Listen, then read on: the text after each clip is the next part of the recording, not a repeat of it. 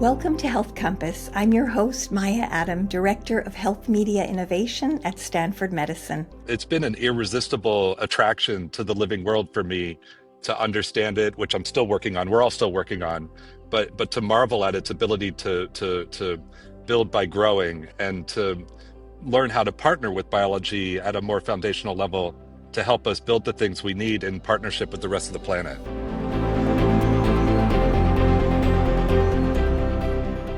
If you think back to any monumental leap in science or technology, it's almost always accompanied by a kind of ethical reckoning, mistrust, skepticism, or dilemmas about whether the research or tool could have an unanticipated negative effect on society.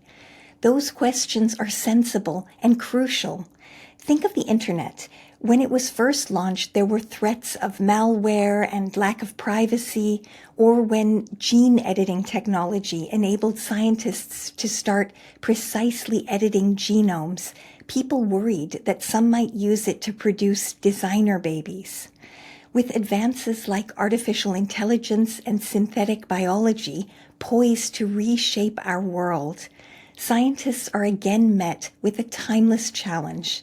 How do we use today's most promising scientific and technological discoveries safely and ethically? I had the pleasure of speaking with Endy, an associate professor of bioengineering who specializes in synthetic biology, to learn more about rapid advancement of modern science and how he thinks about prioritizing ethics and responsible innovation. Drew, it's such a delight to have you on the podcast. Thanks so much for being with us today. Maya, good morning. Really grateful to be here with you. Drew, I want to start by asking you what for you is maybe a simple question, maybe not for me and not for some of our listeners. What exactly does a synthetic biologist do?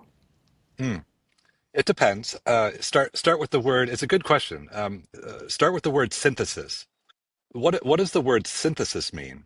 And in my favorite answer to that is it means putting things together, right? So composition, or in the ancient definition, a putting together of things. So when you put the word synthesis in front of biology, you're putting things together. For me, that means at the molecular to cellular scale, molecules, the gizmos that make up life, and cells, the fundamental unit of life. But a different synthetic biologist could be working at the level of microbes to a microbiome, the organisms that comprise what's in our guts, or an ecology, an ecosystem. So synthesis is a general word, a very pluripotent word. In a different context, you could think of synthesis of music, a musical synthesizer, or a dance, the composition of a dance or a novel even. So it's one of the reasons I'm in love with synthetic biology. It's the word, as much as I love biology, I also love the word synthesis. And so the day job of a synthetic biologist is to put biology together. And then there's different flavors. One last thing, just to quickly calibrate. It could be that you're putting things together to solve a problem. I have a disease I'd like to help with, and so I'll put molecules together. I'll put biology together to help with the treatment of a disease or the prevention of a disease. Um, there's another type of work in synthetic biology which is more foundational, which is to get better at putting things together. So the very act of composition is itself a puzzle. And so how do you make it easier for people to put think of Legos and how structured and how much care has gone into the design of a Lego brick, right? To make it easier for everybody to build with Legos. So there's a type of foundational work in synthetic biology, which is just making it easier for people to compose biology. Does that make sense? Absolutely. I've never heard Yeah. it described like that. That's fascinating. Drew, how did you find your way into the space you are right now? Mm. I grew up in Pennsylvania, and like the cliche of a kid who likes to build stuff works for me. It's true. My undergraduate degree is in civil engineering. So construction, reinforced concrete, steel, literally building things. My summer internship in college was with Amtrak out at 30th Street Station in Philadelphia, doing construction management, or learning, I should say more honest, or learning to do construction management. If you fast forward, for somebody who likes to build things, on our planet Earth, the most powerful way of building is growing, which is what biology does. And so any engineer who's paying attention to how things get built on planet Earth, it's like it's just irresistible. It's like smitten with biology. This is the way to build stuff. And look at all the stuff behind me. It's just building itself, right? And so it's been an irresistible attraction to the living world for me to understand it, which I'm still working on. We're all still working on, but to marvel at its ability to build by growing and to learn how to partner with biology at a more foundational level to help us build the things we need in partnership with the rest of the planet. So that's the nickel story. I can hear your passion for what you Mm, do. And that leads me to another question. I always ask our guests to tell me a story, mm. something that impacted them, that really, like a milestone or a moment of discovery, something that's been really meaningful for you as a scientist. Mm. One of the things that I hear a lot as an engineer, I don't want to be pedantic, but I'm just gonna like double click on that word engineer. As an engineer working in biology, I hear a lot about how complicated biology is, and it is complicated. It's unbelievably complicated. But the way I experienced that story of the complexity of biology was very intimidating, very off-putting, very, oh no, no, no, no, you can't do that. Um, and the the points in my journey that have been profoundly impactful for me has been when encountering that complexity of biology to go from fear of complexity to empathy. I'll give you the abstract version, then I give you a couple specifics. But I have to give the context. It's that this fear of complexity becomes a curiosity of complexity, becomes empathy for complexity and the unwinding of it so that we can put it back together. Right. So think of it more simply. You know that nursery rhyme, Humpty Dumpty? Right? Like Humpty Dumpty sat on a wall, had a great fall. All the king's horses and all the king's men couldn't put Humpty Dumpty back together again. There's a fear in that something when it falls apart, when we take it apart, when it's apart, it's so complex you could never put it back together again. So hidden in that simple rhyme is this fear of complexity and also entropy, things falling apart. So um, these will be. I'll have to give you specific examples, right? But they get a little. Well, there I have to just give you the details, right? So it turns out cells are really tiny.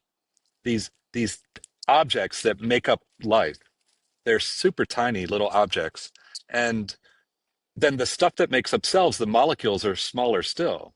And there are not very many molecules of each type of molecule in a cell, and so um, it's hard to predict exactly what they'll do. Think about your house, and you might have a dog or two, or not, or you might have a cat or two, or not. You might have a kid or two or three, or not, right? And so, if you looked at a neighborhood, and you could say, well, on average in this neighborhood, there's four people in each house, and you know one dog and one and a half cats on average. But if you looked at any given, and that would be like looking at a population of cells and taking an average of what was going on inside them. But it wouldn't tell you the stories of what was going on in any individual house, right? And so if you went to any one specific house in any moment, there may or may not be four people in it. There may or may not be one dog or one and a half cats in it. It's going to be random because it's going to be depending on how those people are doing in that moment in that house exactly then.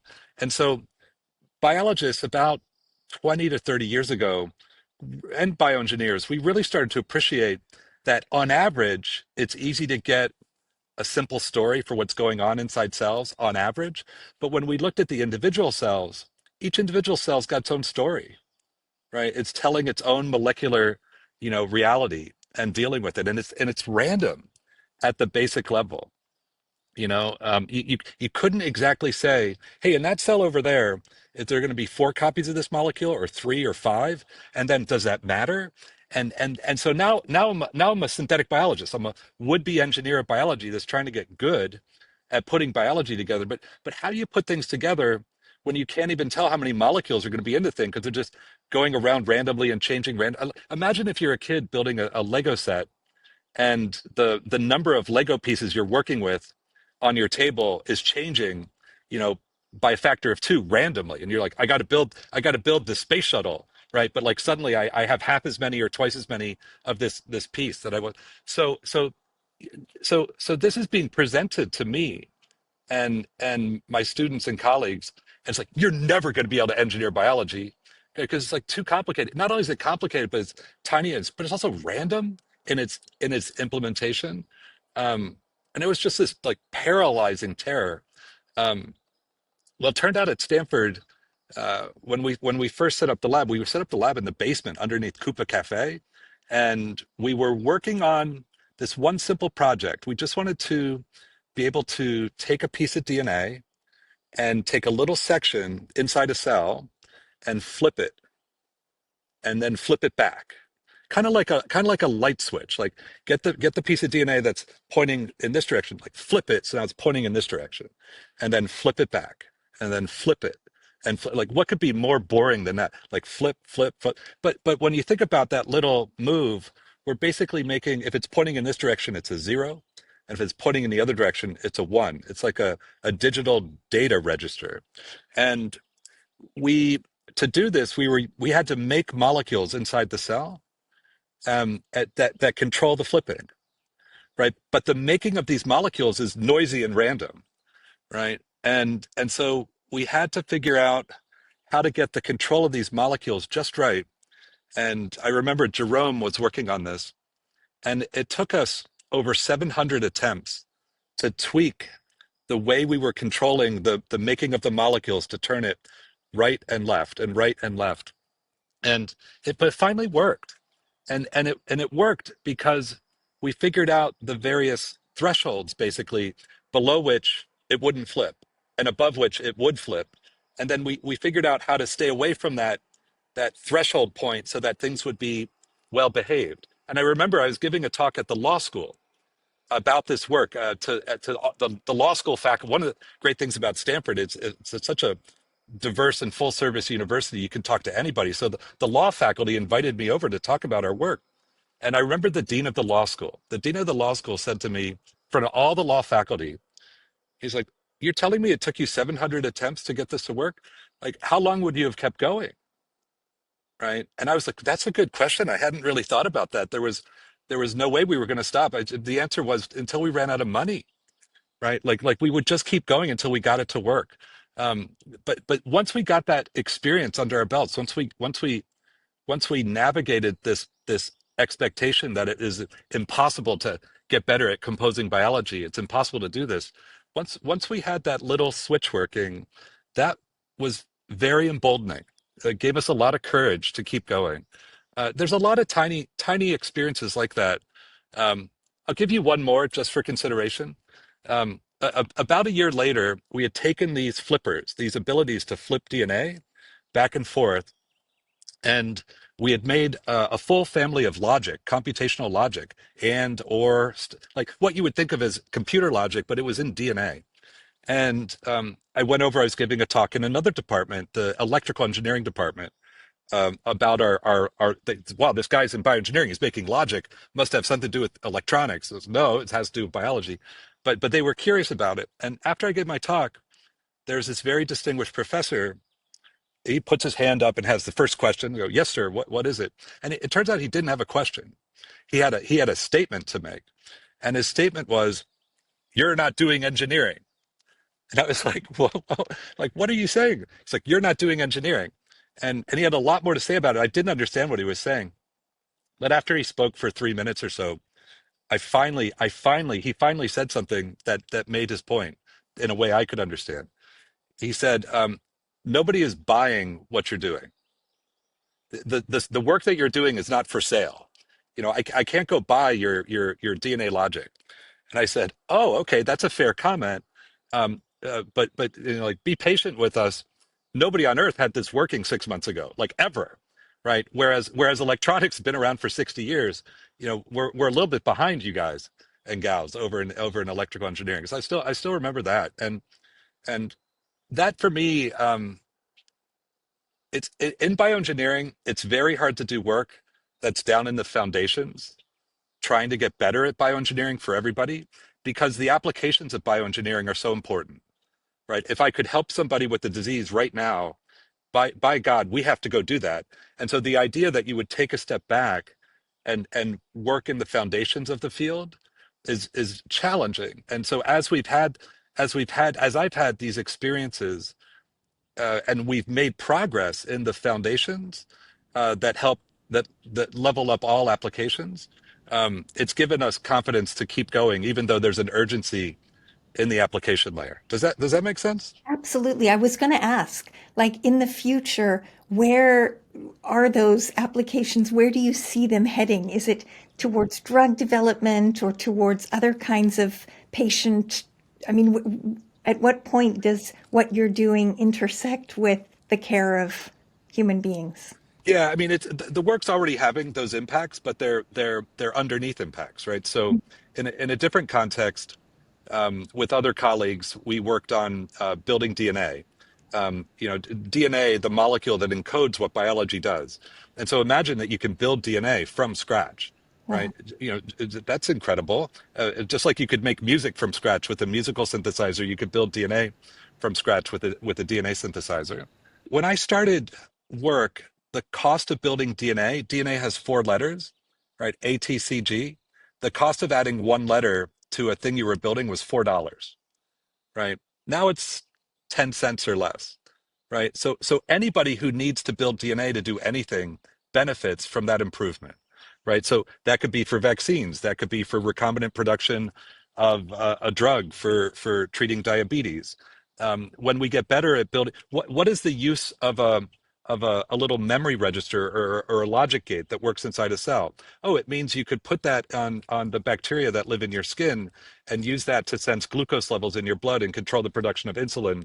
So you have a skin cream for treating diabetes, maybe. Or if you wanted to see what's going on in your gut, you could have sensors that detect the disease state of your alimentary canal and then record that such that it's easier to use another tool, DNA sequencing, to read it out. So the value of a computer is not only how fast it is and how affordable it is, but it's also where you can use it and what it can compute on, right? So you think about your iPhone or your Android phone or your laptop. It's like we're used to computers like that, but what's the value of a computer that operates inside every cell in your body? It doesn't have to count to a trillion. It just has to count to 100 or 200. That's worth a lot. Um, so sometimes it's hard to make the connection between these low level advances because they impact all possible applications. The other thing I want to mention, two things I'd like to add. Biology is a general purpose technology.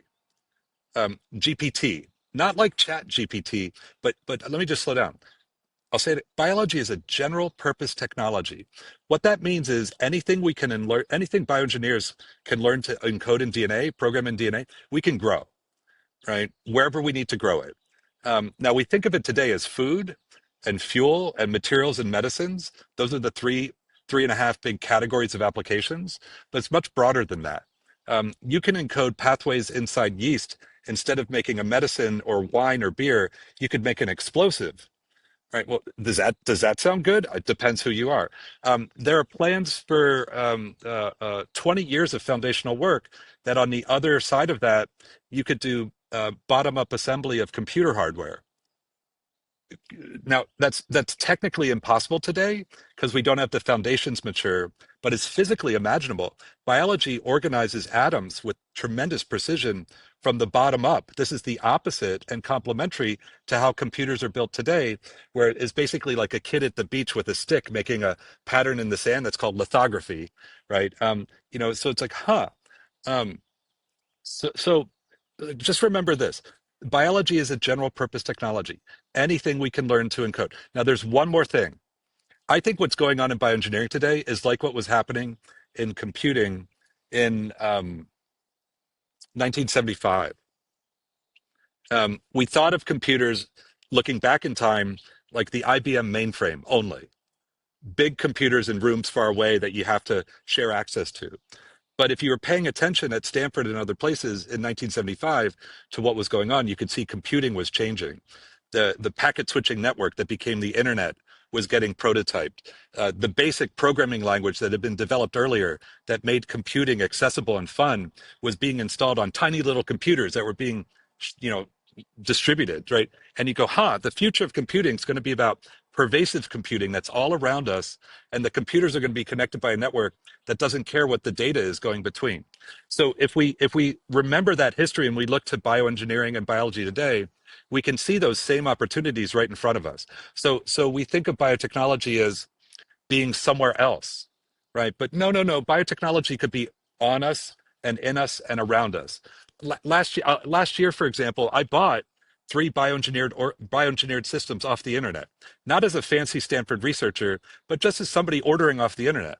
I bought a tomato that's a purple tomato that makes antioxidants like a blueberry, right? I bought a petunia that's a nightlight that it's a petunia that emits light like a firefly, just barely.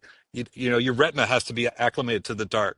And then I bought a little jar of a microorganism that you're supposed to drink before you have a glass of wine because it's supposed to degrade the byproduct of alcohol metabolism, so you're less likely to have a hangover. Right. Now, to be fair, I didn't try that one, but I have it in my kitchen.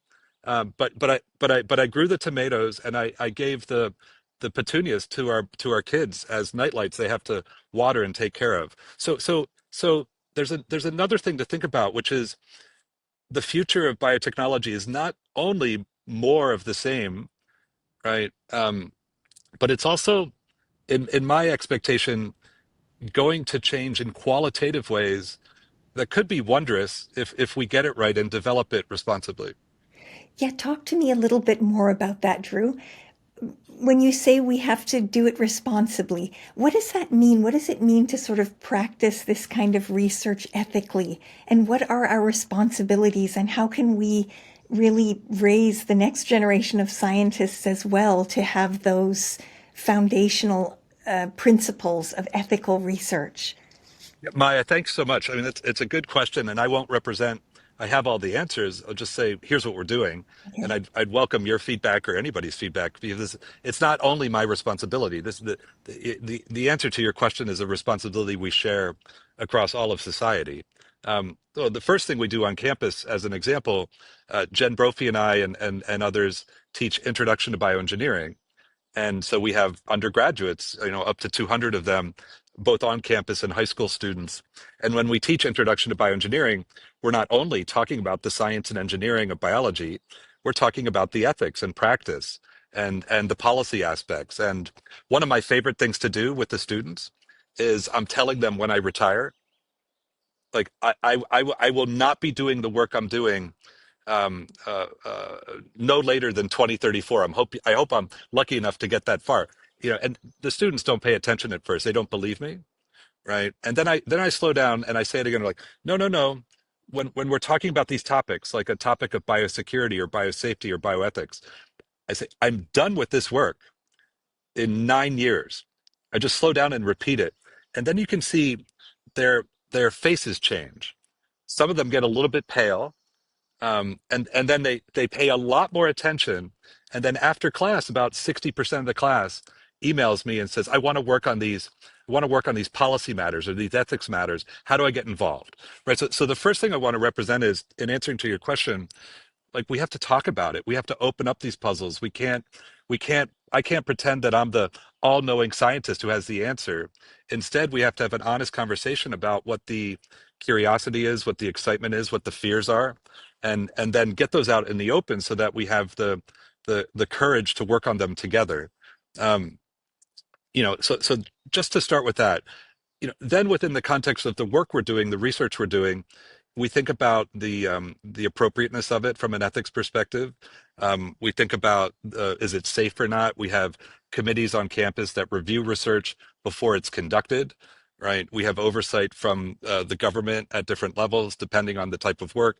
Could be Sacramento, could be Washington, D.C., could be international.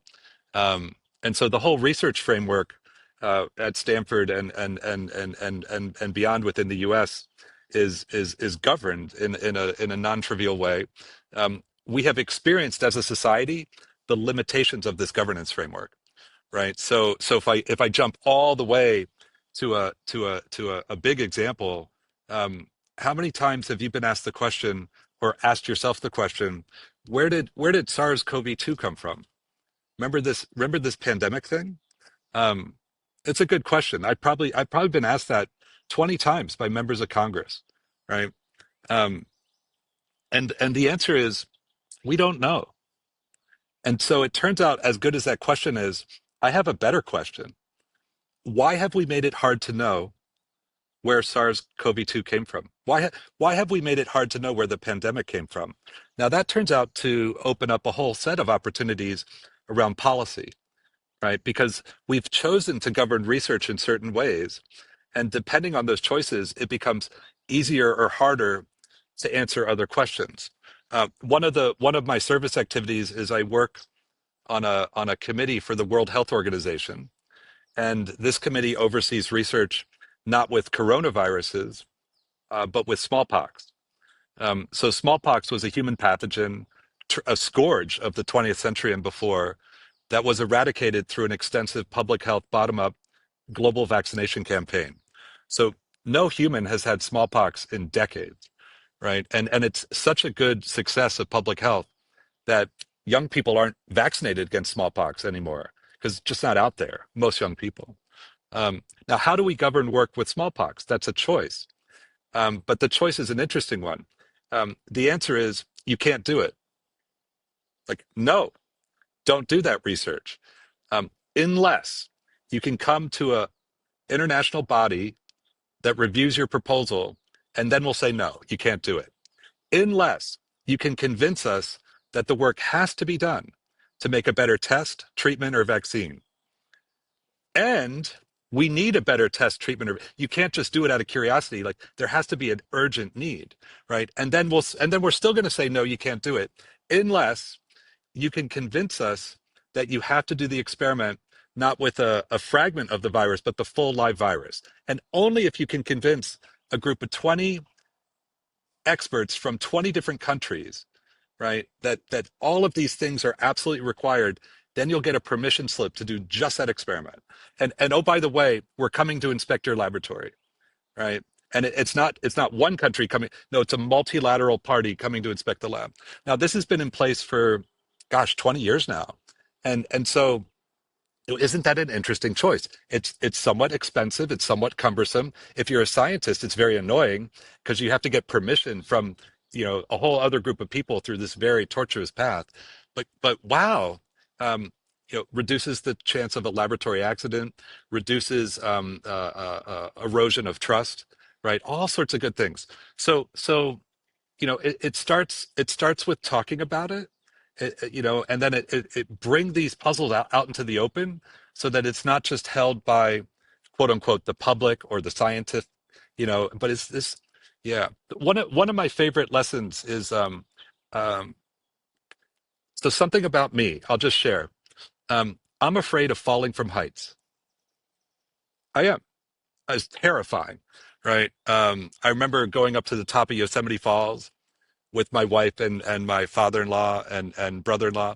Like they're all going to the edge at the railing. I'm like, no way, right? Like I'm not going within 20 feet of that, right? Or when we drive across the Golden Gate Bridge, even though I'm long ago a structural engineer, right? I can estimate the likelihood the bridge is going to fall down. It's low, right? But I'm still what I'm thinking about is the bridge is going to fall down, and then we're all going to perish in the ocean. There's no chance we're surviving that, right? But what's interesting is I'll still drive across the bridge, right? So what's going on there? And by the way, I cannot explain to you why I'm afraid of falling from heights. I have no idea where this comes from. I cannot rationalize it. It's what I think of as a instinctive fear, right?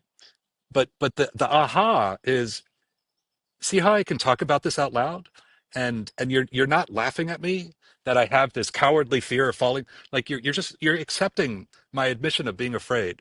What you're doing is incredibly important because it's letting me get my fear out in the open, and then that reveals the following: the gift of fear is the chance to become courageous together, right? Just like some people are afraid of flying and we will help them, or somebody like me who's afraid of falling from heights, we will help them by creating a profession of structural engineering that gives us confidence and courage that the bridge won't fall. However, something strange happened 50 years ago when genetic engineering got invented, and people were, perhaps some people were excited about it because of all the things you could do, right? You can see my excitement for bioengineering. I'm like, but others might have been skeptical or concerned or, wait for it, instinctively afraid, right? This is what I learned from a this insight comes from a different colleague at Stanford, Paul D. Marinas. Paul is a professor of art. He's an artist, right? He was auditing Introduction to Bioengineering, and we were talking about mistakes in labs and the threat of bioterrorism and biowarfare. He said, "Oh, you skipped over one thing. You skipped over what he called bioscarer, that this bioengineering stuff's just scary." Right? I'm like, how could that be? He had to explain this to me 3 times. I simply could not imagine that what I'm doing is scary. But no, it's obvious once you see it. Right. So how do we let people express that fear if they have it, an instinctive fear of bioscience or of medicine or of bioengineering, and bring that out into the open and then get to the gift, right? Which is a chance to become courageous. So that's part of it too. And I'm actually really excited about that. That's fascinating. It makes me think about AI and all of the conversations. Is there a similar thing going on with AI, that kind of fear? And how do you feel about AI in science? That's a great question. I have so much to say about AI. Please Um, do. the the so one of the things I encounter is the PhD students in bioengineering. Some of them, the ones I work with, they're skeptical of AI. They prefer a different type of AI.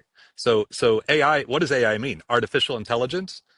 Okay, if you're in a computer science department, but if you were in an anthropology department, right? Maybe AI means ancestral intelligence, right? And in bioengineering, my favorite type of AI is called actual intelligence, right? So I just want to acknowledge, maybe I'm not going to cede the territory of the acronym to computer science alone. So AI could, but I know you mean chat GPT and stuff like that, right? So the PhD students I work with are skeptical of artificial intelligence. And the tool I use with them is the tool of metaphor and of a piano, and to think of chat GPT like a piano. If you just go into it and start hitting the keys on the piano randomly, you get a bunch of noise back, right? But if you have a teacher and you learn how to practice playing the piano, you can get incredible compositions coming back, right? So getting people to a positive mindset to engage constructively with a an alien technology that's just appeared, but think about it like a piano for a second, right? And then I offer to pay their subscriptions, if they want to access the higher end tools. And so getting into that constructive engagement mindset is important. Um, another thing about AI that I like personally is its extraordinary capacity to generate possibilities, right? And so when we think about all the things biology could be, most of the biology that could be doesn't exist and we'll never see it, right? And so AI is this extraordinary tool for quickly generating and sampling um, possibilities of biology more than I could ever imagine, right? So that is, let me say it this way. Um, I mentioned in passing you can print DNA or you can synthesize DNA, right? It's kind of like a printer. If you had a printer in your office for making a piece of paper with text on, just prints it out, right? So imagine having a printer for DNA, but you don't have a word processor, you don't have a dictionary, you don't have grammar.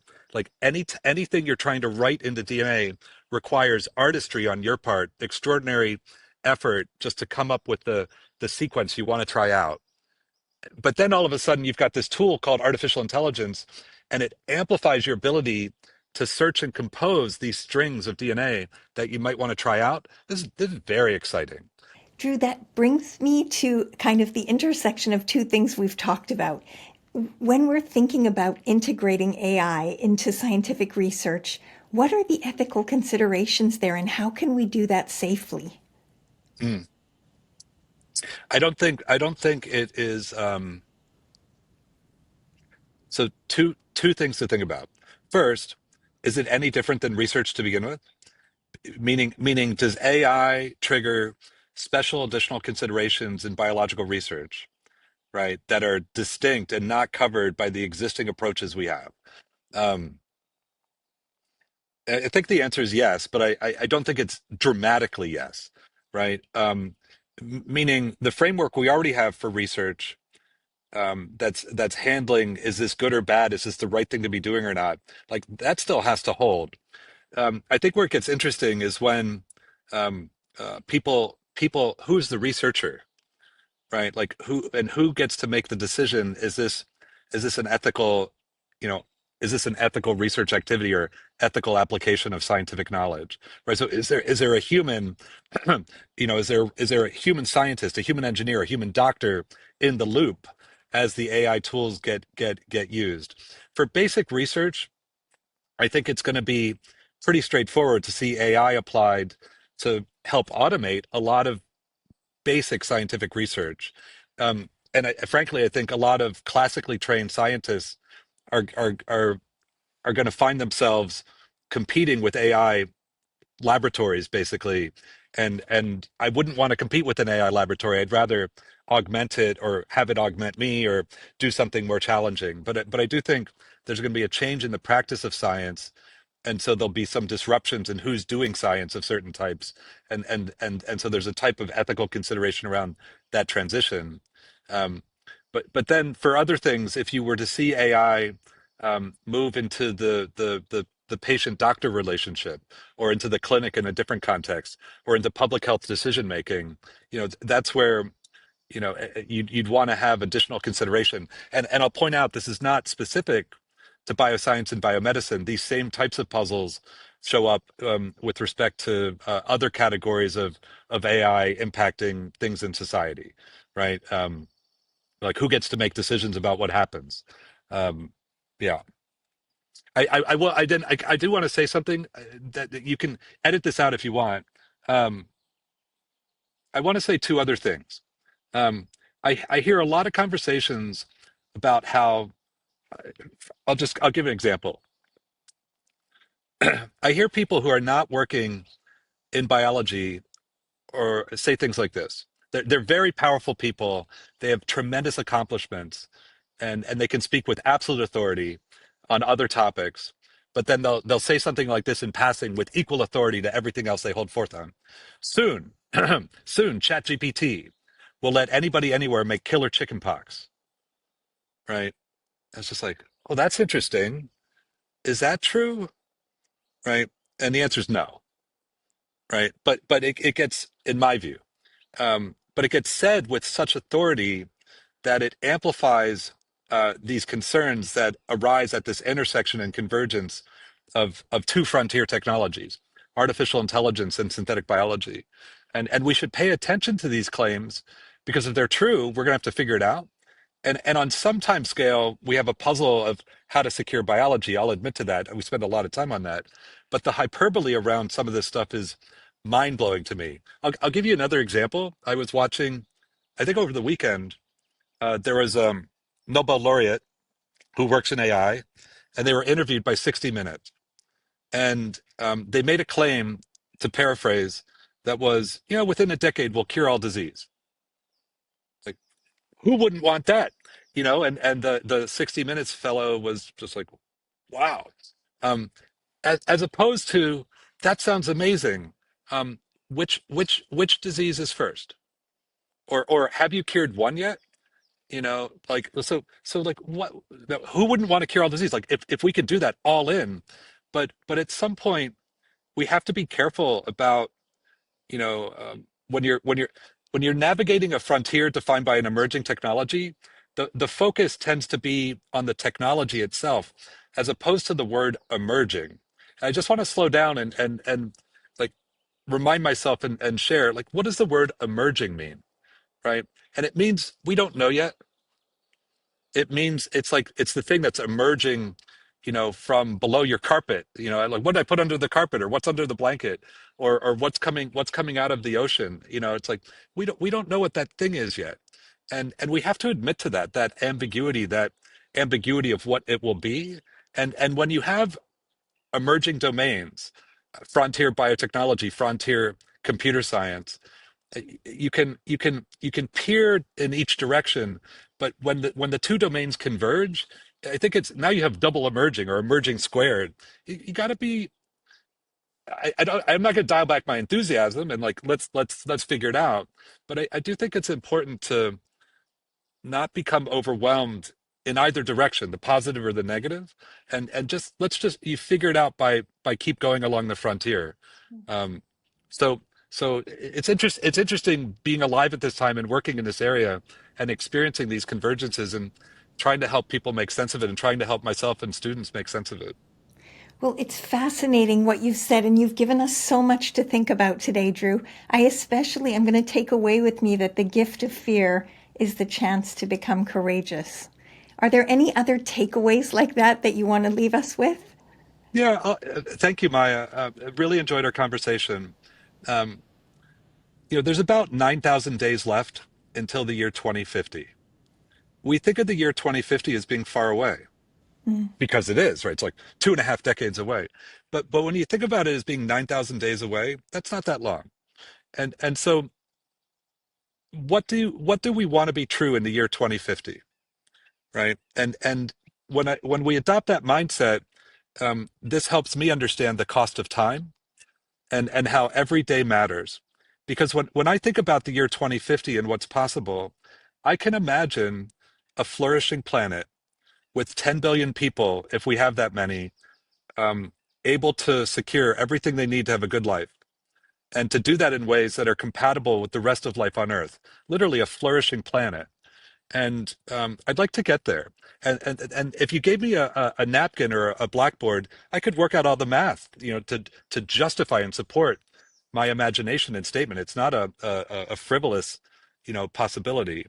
Um, and so I'd like to just share what I think about, which is this physics of flourishing, and that it's possible that we could make this real soon enough to matter. We could make this real together within a human generation, and then the doing of that, it really forces my attention on this cost of time that every day matters. It was really grateful for your questions and conversation.